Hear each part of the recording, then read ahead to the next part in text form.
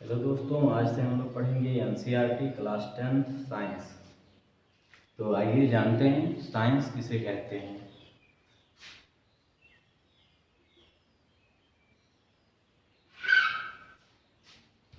अंग्रेजी शब्द साइंस जो है इसकी उत्पत्ति लैटिन भाषा के सेंटिया शब्द से हुई है, जिसका अर्थ होता है टू नो,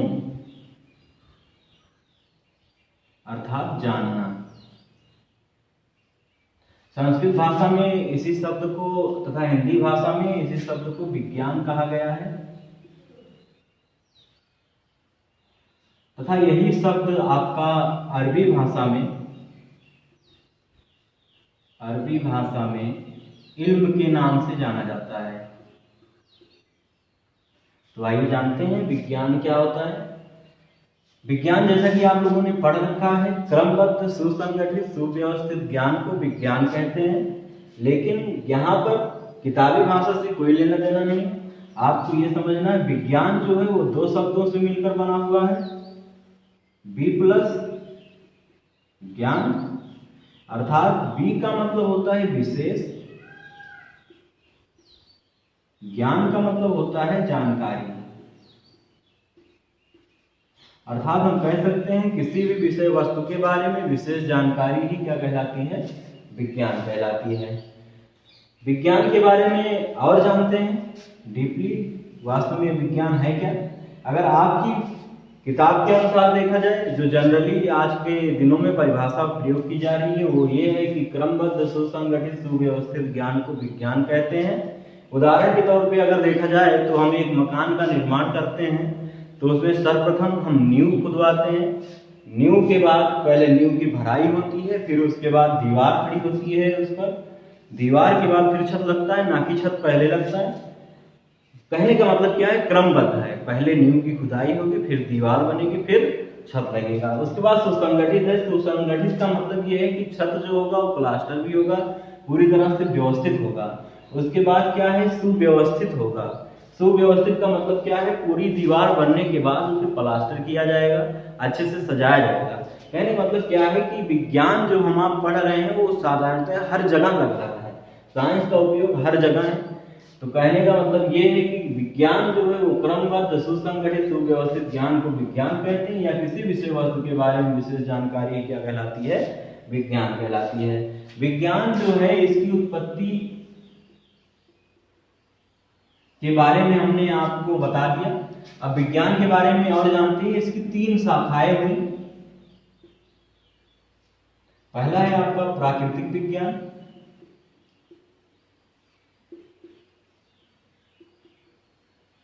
दूसरा है खगोल विज्ञान,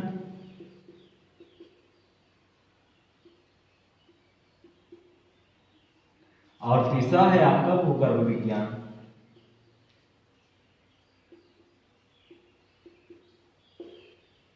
साधारणतः हम जो साइंस पढ़ते हैं, विज्ञान पढ़ते हैं, वो पढ़ते हैं प्राकृतिक विज्ञान के अंतर्गत। कैसे पढ़ते हैं, प्राकृतिक विज्ञान के दो भाग हुए।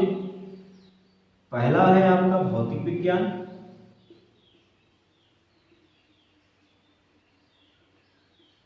और दूसरा है जीव विज्ञान। भौतिक विज्ञान को जनरली लोगों से अगर पूछा जाए कि भौतिक विज्ञान को इंग्लिश में क्या कहते हैं तो वो कहेंगे फिजिक्स, लेकिन ऐसा है नहीं। भौतिक विज्ञान को हम इंग्लिश में कहते हैं फिजिकल साइंस। ठीक, तो भौतिक विज्ञान की दो शाखाएं हुई। एक यहां से निकल कर आई आपकी भौतिकी, और दूसरा निकल के आया यहां से रसायन। तथा जीव विज्ञान की भी दो शाखाएं हुई। आपका जीव विज्ञान जिसे आप कहते हैं जूलॉजी, और बॉटनी वनस्पति विज्ञान यहां से निकल के आया जीव विज्ञान से, इसे आप कहते हैं बायोलॉजिकल साइंस। तो आइए जानते हैं भौतिकी, जो सामान्यतः हमको पढ़ना है अपने 10th स्टैंडर्ड के साइंस में।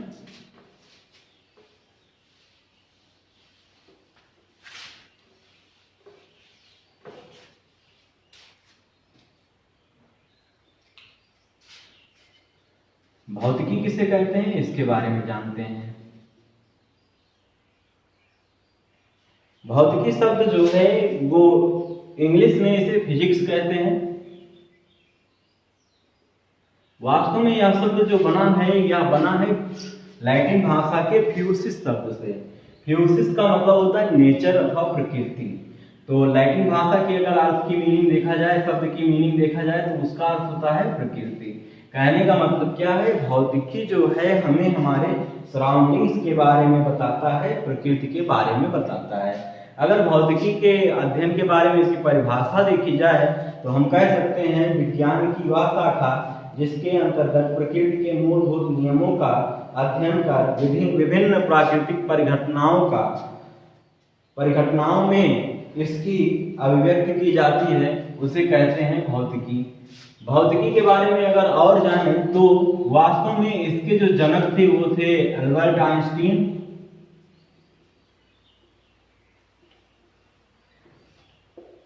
लेकिन अगर वेस्टर्न कल्चर में देखा जाए तो भौतिकी जो है आपकी, इसके 3 जनक हुए। पहले तो जो आपके एग्जाम में मोस्टली पूछे जाते हैं, वेस्टर्न कल्चर में देखा जाए तो इसके 3 जनक माने जाते हैं। एक होता है आपका अल्बर्ट आइंस्टीन को ही माना गया, दूसरा माना गया न्यूटन को, और तीसरा इनके जो जनक माने गए वो थे गैलीलियो। क्योंकि इन सभी ने विज्ञान के लिए, भौतिकी के लिए बहुत सारे अपने योगदान दिए। न्यूटन ही थे जिन्होंने गति का नियम बताया, जिसमें जड़त्व का नियम, बल का नियम, क्रिया प्रतिक्रिया का नियम बताया। इसी तरह इन्होंने ये भी बताया, ये सारे नियम इन्होंने अपनी एक बुक लिखी जिसका नाम था प्रिंसिपिया मैथमेटिका, जिसमें इन्होंने गति के नियम दिए। इसके बाद इन्होंने ये बताया कि जो श्वेत प्रकाश होती है वह 7 रंगों से मिलकर बनी हुई होती है। 7 रंग मिलकर सिर्फ एक ही रंग बनाते हैं, वो है आपका श्वेत प्रकाश। न्यूटन के भी बहुत सारे योगदान थे, इसी प्रकार गैलीलियो के भी बहुत सारे योगदान थे, इसी प्रकार आइंस्टीन के भी बहुत सारे योगदान थे। इसलिए वेस्टर्न कल्चर में इन तीनों को भी भौतिकी का जनक माना जाता है। अब भौतिकी में जो आपको फिजिक्स पढ़नी है वह पढ़नी है इस प्रकार से। भौतिकी को सही मायने में 7 पार्ट होते हैं। उन 7 में से आपको मात्र 2 ही पढ़ने हैं, जिसमें आपको पढ़ना है प्रकाश और दूसरा पढ़ना है आपको विद्युत धारा। प्रकाश के बारे में आपको पढ़ना है और विद्युत धारा के बारे में। प्रकाश तथा विद्युत धारा ये 2 यूनिट आपकी चलेंगी 10th स्टैंडर्ड में, जिससे पूरी फिजिक्स आ जाएगी। जितनी फिजिक्स के जितने मार्क्स होते हैं पूरे इन्हीं 2 यूनिट से आपके आ जाएंगे। तो प्रकाश के बारे में पहले हम पढ़ेंगे, फिर उसके बाद विद्युत धारा के बारे में पढ़ेंगे।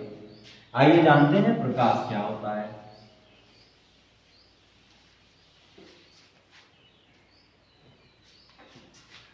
प्रकाश जिसे हम इंग्लिश में कहते हैं लाइट।